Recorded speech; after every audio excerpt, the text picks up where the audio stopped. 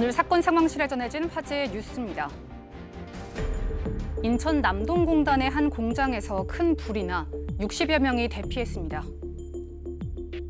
하늘 위로 검은 구름처럼 보이는 연기가 피어오릅니다. 소방차가 연기가 나는 공장 건물에 호스로 물을 뿌리는데요. 오늘 오전 11시 50분쯤 인천 남동공단의 공장에서 화재 사고가 발생했습니다. 소방당국은 이날 화재로 대응 2단계까지 발령해 1시간 40여 분 만에 진화를 완료했는데요. 공장 안전관리자가 대피를 유도해 다행히 인명피해는 없었던 것으로 알려졌습니다. 서울시의 공용자전거 따릉이가 순환을 겪고 있습니다. 지난달 서울시 영등포구의 한 골목. 한 학생이 자전거를 세워둔 채 건물로 들어가는데요. 다음 날, 이번에도 한 학생이 자전거를 숨기고 유유히 사라집니다.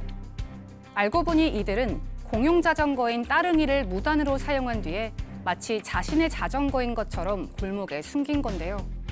서울시가 확인한 무단 이용 건수 56건의 피의자 대부분이 청소년이었던 것으로 밝혀졌습니다.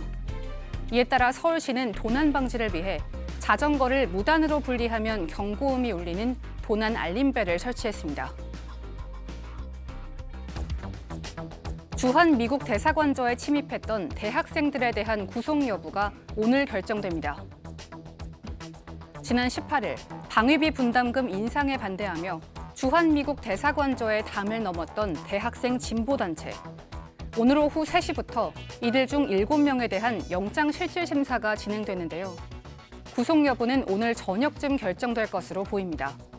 한편 이들은 면회를 금지한 경찰의 태도에 명백한 인권 침해라며 담당 경찰관의 실명과 휴대전화 번호를 공개하기도 했습니다.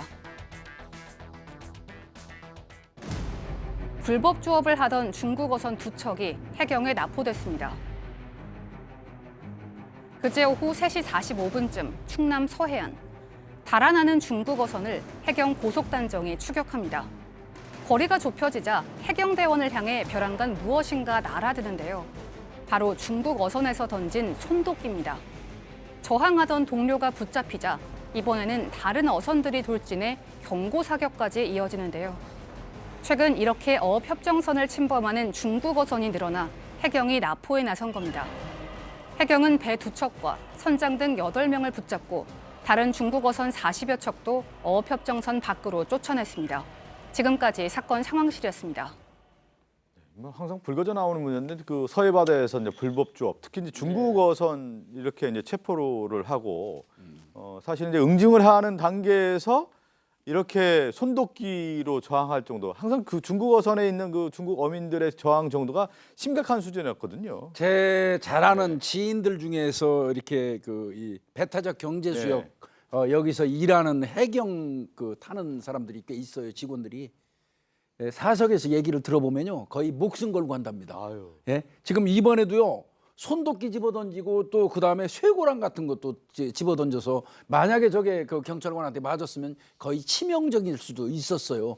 그럼에도 불구하고 정말 언제까지 저 사람들한테 이 공권력 행사를 함에 있어서 진짜 정해진 대로 유순하게 해야 되는지 저는 뭐 개인적으로 그런 회의가 좀 드는데요. 네. 아마 이 사람들 그 저 배타적 경제 수역이죠. 이제트 이 경비를 아마 이제 우리 경비함이 가고 있는데 중국 그 쌍타망 어선이라고 그러네요. 쌍타망 어선이 좀 뭔지 모르겠습니다만 뭐 모르긴 해도 조금 아마 불법일 겁니다. 예. 예. 그 한 14척 정도가 조업하고 있는 걸 발견을 해서 이제 고속단정 2척을 내려가지고 멈춰라. 그리고 이제 등선에서 그 사람들 검문하고 뭐 잡았는지 이제 따져봐야 될 거 아니에요.